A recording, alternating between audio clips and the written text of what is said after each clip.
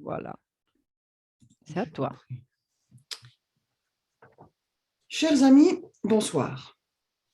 Aujourd'hui, je vais formuler quelques réflexions sur la situation des travailleurs migrants dans le sud de l'Espagne et dans d'autres régions où il y a des cultures maraîchères, en général dans les régions méridionales de l'Europe.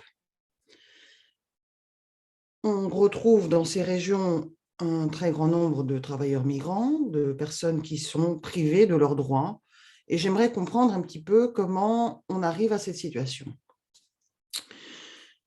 Et je commencerai par un petit parcours dans le sud-ouest de l'Espagne, dans la région de Huelva, qui est une région qui, dans les années 80, était très connue parce qu'elle était très joliment irriguée, et donc il y avait beaucoup de cultures de céréales, il y avait des oliveraies, il y avait des arbres fruitiers. C'était vraiment une région à la nature vivace. Et malheureusement, depuis les années 2000, tous ces beaux paysages ont été remplacés par des kilomètres et des kilomètres de serre, parce qu'on y produit des fruits rouges et surtout des fraises.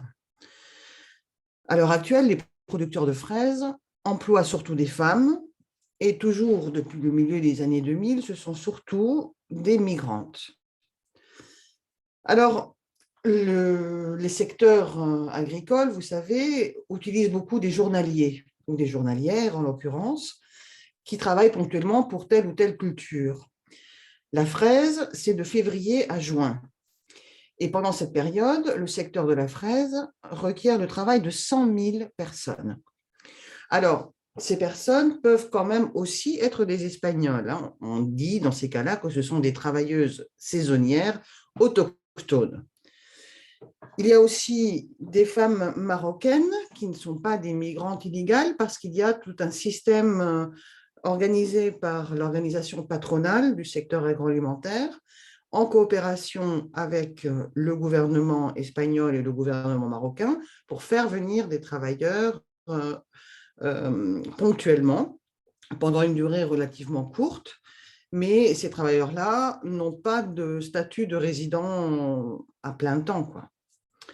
Et puis, de plus en plus, il y a les vrais migrants et migrantes qui, eux, viennent plutôt de pays tels que le Sénégal, et qui se retrouvent dans des bidonvilles, dans des lieux près de Huelva tels que Lepe ou Palos de la Frontera. Alors, je dis bidonville, j'espère que vous voyez un petit peu à quoi je fais référence. Ce sont des implantations humaines ou des établissements humains, comme on dit aux Nations Unies, mais franchement, il n'y a rien à apprécier dans ces endroits. Ce sont vraiment des constructions éphémères. Ce sont des habitations faites de briques et de brocs. Ce sont des endroits où il n'y a pas d'accès à l'électricité, pas d'accès à l'eau, où il n'y a pas le moindre service public. Il n'y a pas même le ramassage des ordures. D'ailleurs, le rapporteur spécial des Nations Unies sur l'extrême pauvreté et les droits de l'homme s'était rendu dans ces bidonvilles début 2020, et il s'était déclaré épouvanté par les conditions de vie de ces travailleurs migrants, disant « ils vivent comme des animaux ». D'ailleurs, il y a même une situation encore plus ironique, c'est que les migrants qui vont travailler là-bas doivent payer souvent à leur patron pour acheter le matériel qu'ils vont utiliser pour construire leur petite cabane. Des palettes, souvent. Ils dorment sur des palettes. Ils s'entourent de palettes. Ils font une cabane en palettes. Eh bien, ils payent 1,5 € par palette qui sert à construire leur taudis. Malheureusement, comme je vous ai dit, il n'y a pas de service public dans ces bidonvilles. Il y a des conditions de vie précaires. Il y a une négligence totale des pouvoirs publics et des institutions, et ça fait que bon nombre de ces bidonvilles, régulièrement, partent en fumée parce qu'il y a des incendies et voilà, il faut tout recommencer. Alors, les travailleurs non seulement doivent payer les palettes pour construire leur maison, mais en plus, ils doivent souvent payer aussi pour acheter un contrat de travail. C'est grâce à ce contrat de travail qu'ils vont obtenir leur carte de séjour. C'est toujours le catch-22 situation où tant qu'on n'a pas de travail, on n'a pas de carte de séjour, mais on ne vous donne pas de carte de séjour tant que vous n'avez pas de travail, et puis c'est un cercle vicieux. Mais il n'y a pas que par la voie des coûts à payer que ces travailleurs sont exploités. Ils sont exploités déjà par leur travail. Quand je vous dis qu'ils doivent payer 1,5 € la palette, il faut savoir que parfois, ils ne gagnent pas plus de 20 ou 24 € par jour. Donc, plusieurs palettes pour se construire une cabane, ça fait quand même un gros trou dans le budget. Une fois passée la culture des fraises, la plupart restent sur place et vont vers d'autres endroits où il y a d'autres serres qui cultivent d'autres produits, soit toujours dans le sud de l'Espagne, Almería, Huayeda, ou parfois ils vont même jusqu'en France. Les travailleuses migrantes, surtout, sont en plus victimes d'une exploitation sexuelle souvent, parce qu'elles sont, dans certains cas, logées non pas dans les bidonvilles, mais sur place, dans les fermes. Elles sont isolées, elles se trouvent à des kilomètres du village le plus proche, et elles sont donc particulièrement vulnérables à tout type d'abus, y compris sexuels. Elles sont exploitées aussi du fait qu'elles ont dû s'endetter pour se rendre à Huelva. Et une fois sur place, on leur avait promis, je ne sais pas moi, une semaine de travail de 40 heures. Et en fin de compte, on ne leur en donne que 20. Ce qui fait qu'elles n'ont jamais assez de travail, ni jamais de quoi rembourser leurs dettes et mettre de l'argent de côté. Le loyer leur est fréquemment décompté de leur salaire. C'est pourtant illégal, mais c'est très fréquemment le cas. Une association de juristes qui s'appelle la Brigade d'observation féministe s'est penchée sur la situation de ces femmes il y a quelques années. Et ils ont rédigé un rapport qui atteste de tous les types d'exploitation, de violation des droits syndicaux, des droits humains, etc., dont sont victimes ces travailleurs.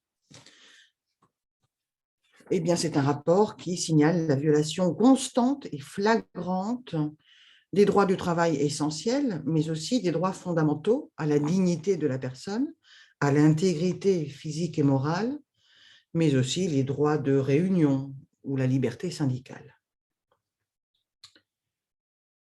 En 2018, plusieurs travailleuses temporaires marocaines avaient commencé à dénoncer la situation et les abus sexuels répétés dont elles avaient été victimes. Elles ont contacté le mouvement féministe qui était alors en pleine ébullition et elles ont demandé à recevoir un soutien. Et c'est ainsi que petit à petit s'est constituée une autre association, l'association Jornaleras de Huelva en Lucha, c'est-à-dire les journalières de Huelva en lutte. Il y a deux femmes qui sont devenues les figures emblématiques de cette association. Une espagnole, qui est une journalière autochtone, comme on dit, qui s'appelle Ana Pinto, et l'autre est marocaine, Najat Bassit. Et elles ont accepté courageusement de devenir les porte-parole de cette association, car dans la région, dès que l'on prend la parole, dès que l'on parle et dès que l'on dénonce les abus, on s'expose à tout type de représailles, généralement 3 jours sans pouvoir accéder au poste de travail et donc sans salaire, mais parfois même la perte de l'emploi complètement. Alors, dans les champs, il est difficile parfois d'avoir une véritable représentation syndicale. Et c'est pourquoi cette association, JHL, fonctionne presque comme un syndicat. Et puis, il y a eu toute une réflexion parce qu'on part de la lutte contre les violations des droits du travail, mais on s'aperçoit aussi qu'il y a d'autres problématiques nombreuses qu'il faut résoudre aussi. Les abus sexuels, les violations des droits du travail, mais aussi le fait que la situation professionnelle et la mise en concurrence entre travailleurs crée ou a réveillé plutôt dans la région des discours de haine. Et c'est pour ça que l'association est devenue aussi un des porte-étendards de la lutte contre le racisme. Et puis, elle s'est saisie aussi des problèmes écologiques. Parce que, comme je vous le disais, la région était connue parce qu'elle était très irriguée. Il y a un bon nombre de fleuves qui arrivent dans le golfe de Cadix. Et malheureusement, c'est cette surexploitation, ces cultures en serre qui se prolongent au-delà des saisons normales de la fraise, par exemple, commencent à assécher les aquifères et des études commencent déjà à mettre en garde toute la région contre la poursuite de ces pratiques agricoles parce qu'on risque non seulement de ne plus pouvoir irriguer les cultures, mais de se retrouver sans eau potable. Est-ce que c'est trop court si je m'arrête là?